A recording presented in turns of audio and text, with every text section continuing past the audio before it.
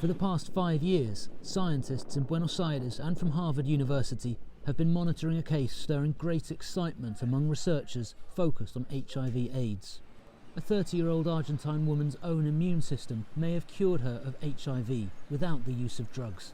The woman is publicly referred to only as the Esperanza patient, named after the town she lives in, which in English means hope.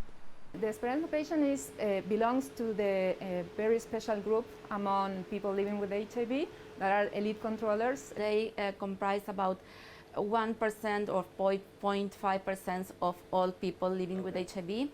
And these elite controllers are known as people who can control their virus without treatment and maintain their viral load below the levels of detection. She is outside the elite controllers because she controls the replication, but also she doesn't have any HIV reservoir that we can find with competent virus. So that's what makes this case so unique.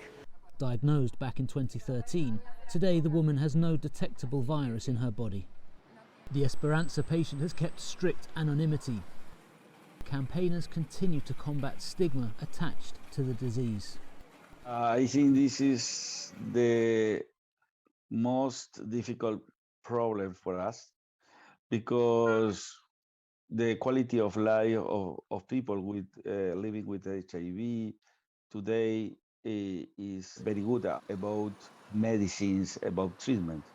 But in contrast, we have a lot of stigma and discrimination.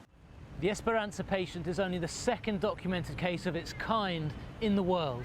Now, the challenge for scientists is to see whether they can find a pattern between those two cases that could potentially lead to a cure for HIV.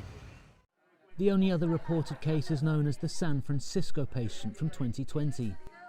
This gives us the idea that it's possible to cure or to control at a very high control of the infection. For all the people living with HIV, it's like her name, a hope to find maybe, not in the short term, but in the long term, but this is still a hope to find a cure for all the people living with the virus.